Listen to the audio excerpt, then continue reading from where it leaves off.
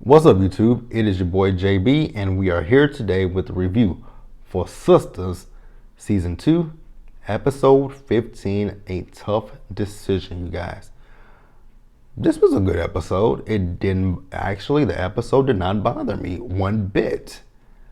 I don't think I found anything in this episode that I really did not like. Yes, I did. Yes, I did. And we're going to talk about it. But let's go ahead and get into the review, shall we, guys?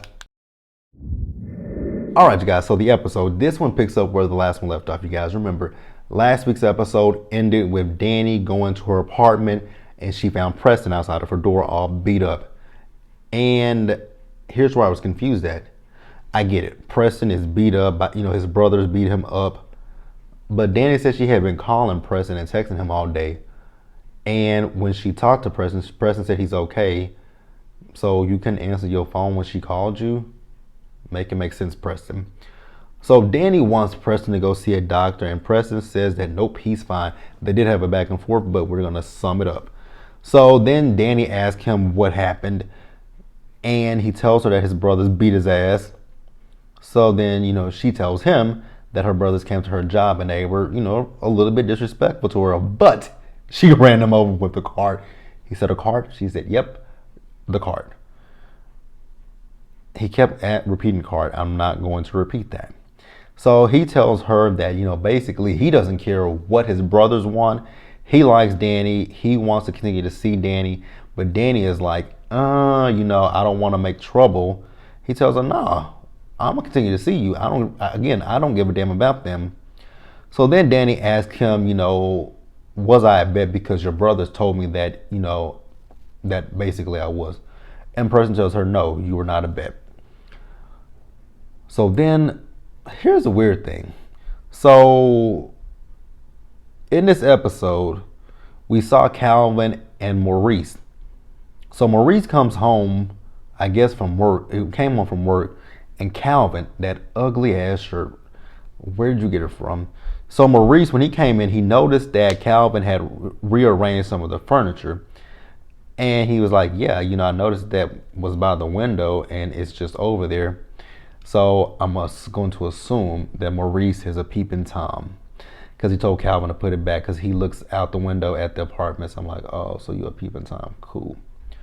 So then Calvin tells Maurice that he's going out on a date with a girl that he met online. I don't know why Maurice felt the need to bring up Sabrina. That was what threw me off. Why did he feel the need to bring up Sabrina? Because in the same breath, he said that Calvin and Sabrina are annoying, get on his nerves. And I'm like, exactly. So why did you mention Sabrina? And why did you mention the fact that Sabrina wants a thug? What that got to do with it? This man said he's going on a date with another woman. Let him go on his date with this woman. Now, what I will say is I hope that he doesn't prance on that day like he did out that door. Like, I really don't. But I was just like, Maurice, why would you mention Sabrina? He said he's going on a date with another woman. Why bring up Sabrina? Never mind. Ouch. Let's move on, you guys. All right, you guys. Next, let's talk about Andy's dumbass. Andy, so she goes home. When she opens up her door, it looks like someone has died because there's a whole floral arrangement of flowers in her apartment. Andy's face lit up, and then she found the card that was there from Gary. So she read the card, and again, her face lit up. And I'm just like, really?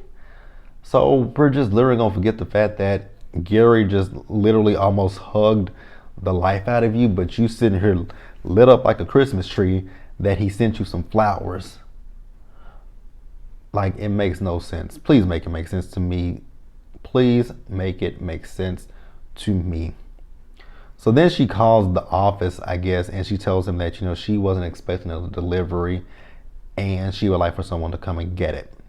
So after she does that phone call, she calls Karen and she's telling Karen, and Karen's like, so he sent you the flowers? She said, yes. Have you called him? No. You're gonna call him, aren't you? No. That's why I'm calling you. Andy, girl, just do us all a favor. Call the man. You want to. Andy, you're not gonna annoy me. You're not gonna worry me. You're not gonna get on my nerves. Andy. So the doorman comes. I forgot what his name was. Nicholas. She and Nicholas had this conversation. I would have told him to mind his business because he was telling her how the people in the building talking about her, sleeping with a married man, and his dad owns the building, which she didn't know that at the time because she was talking about how he flirts with her, but he's married.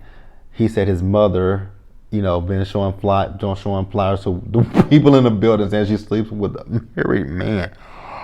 Oh God, that was hilarious. Oh my God, that was hilarious. So that's it with that scene. Let's move over to Zach and Fatima real quick, you guys. I will say that Fatima, her body, amazing. That wig is a no.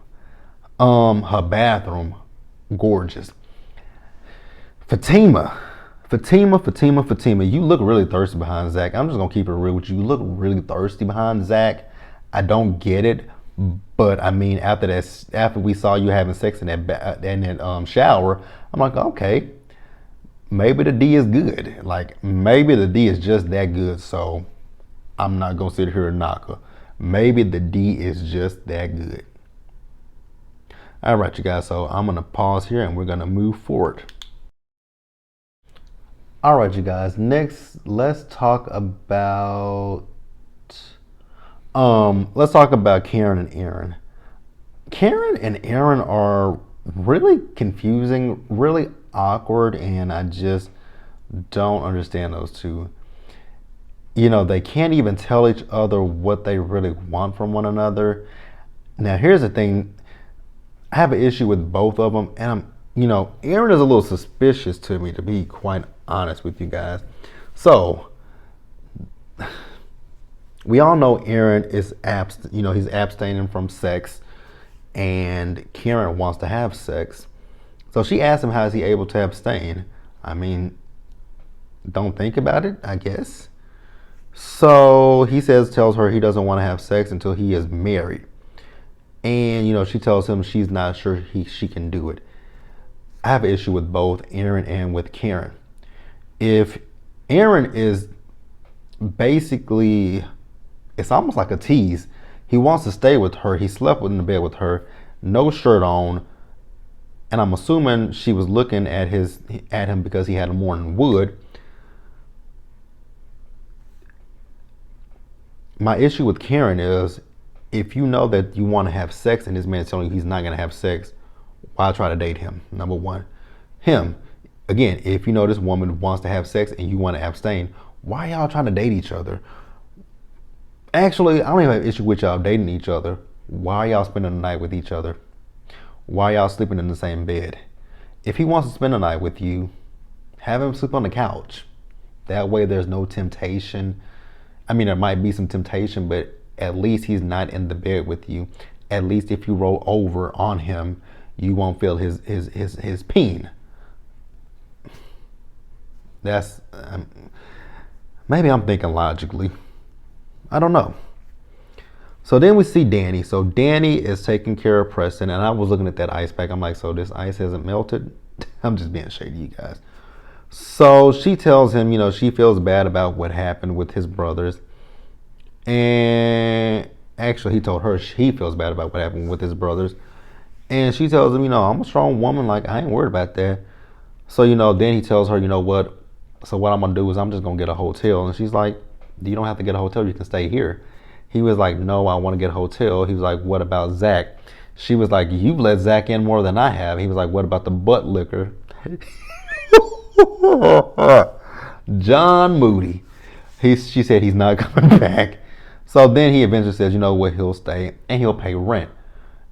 Now, when Danny said how much her rent was, she said $1,100. I'm like, for that shoebox? You pay $1,100 for that?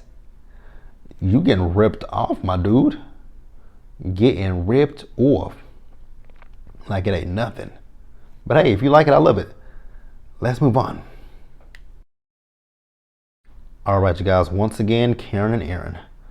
So, she, like I said a few minutes ago, she's sleeping in the bed with him. Like I said a few minutes ago,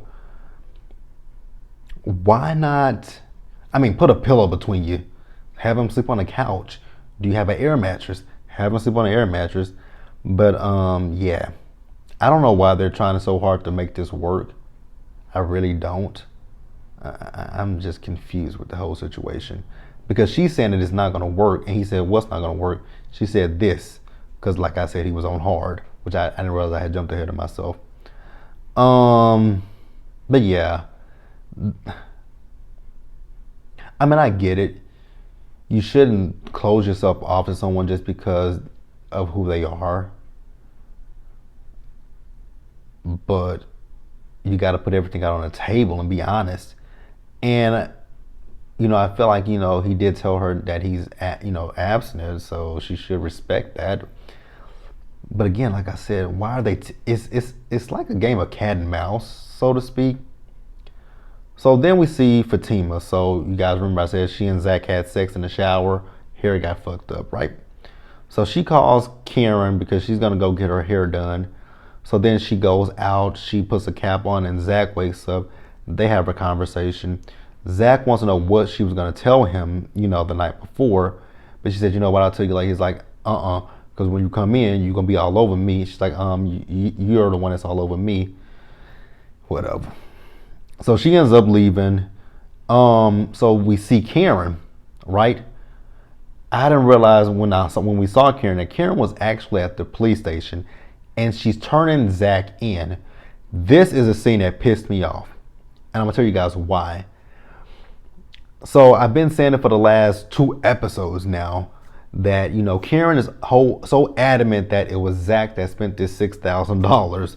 Number one, what does Zach have to show for $6,000? What does he have to show? Nothing. Number two, you're going off the word of Pam. You didn't talk to the bank. Pam talked to the bank. Like I said last week, a bank cannot confirm to you who made a purchase. The only people that can confirm to you who made the purchase, who signed for it, is the merchant. Because if you filed the claim with your bank saying, oh, that's fraudulent, your bank is going to ask you, because I know this from experience with Bank of America, they're going to ask you that you talk to the merchant. That's going to be the first question that they ask you. Did you try to talk to the merchant? So Karen has never said that she talked to the merchant about this, because only people that can confirm who signed for it is the merchant themselves, not the bank. The bank can't tell you that. So I'm pissed off at Karen for going to the bank, not going to the bank, but going to the police to turn this man in without having hard factual evidence. Then let's talk about Sabrina. Sabrina popped up in this episode at the end of the episode, and I was confused, like, why did she just pop up? And she's in her feelings because Calvin has not called her. And I was like, OMG. You got to be joking with me. You're upset because this man has not called you. Sabrina and Calvin are throwing me for a loop. I don't know what either one of these two wants. Oh my God, it's like this is literally the worst game of cat and mouse I'm like, I don't know what's going on here. You mad because he ain't calling you, but you have so many issues with him. You thought he was on drugs. You had an issue with the man wearing panties. He used your toy in his butt. What do you want? God. I'm done with Sabrina and Calvin. So then she calls Danny up. Danny answers the phone because she wants Sabrina to know that Preston is there. And then Danny was talking about Preston. That's all, because she didn't give her any advice about Calvin. So then Sabrina said, well, I'm just going to go look at his social media like you normally do to people. I'm like, what are you looking at his social media for? Oh, God. Oh, God, Sabrina. You're annoying me. Sabrina, if you want the man, you're going to have to look past the fact that he wears panties. You're going to have to look past the fact that he likes to stick stuff up his butt. If you want him that badly, let it go. Be cool with it. Okay, moving on. Here's the last thing that pissed me off. Well, it didn't really piss me off because it's in retaliation. It's Now, we don't know why. So we saw Zach. Zach is getting pulled over by the cops. Now, we don't know exactly why Zach got pulled over by the cop. And that was weird in itself. Because Zach even asked the cop, what you know, he was like, well, actually, he didn't say it to the cop. He's like, he pulling me over. I ain't even done nothing. He been not coming at me with no bull. And I was thinking the same thing. What did we miss something for the cop to just pull Zach over? Because I was thinking maybe they ran the plates of that truck excuse me, I was thinking maybe they ran the plates of the truck that he's in since he's wanted because Karen turned him in. But I'm like, even if they ran the plates, it's gonna come back to that business. So what did Zach do to get pulled over by the cop? But then a cop went and ran his driver's license and the warrant popped up. So then the cop goes to arrest Zach, and that's actually where the episode ended, you guys. Let me know in the comment section what you guys thought about the episode. Like I said, the only thing in this episode that really upset me was Karen going to turn Zach in. And like I said, she doesn't have any proof that Zach did anything. Subscribe to the channel, you guys. Share this video. Go over to the Planet channel, subscribe there as well. The link is in, everything is in the description bar below. You guys take care of yourselves, wash your hands, wear your mask, socially distance, and I will see you guys in the next one. Bye, guys.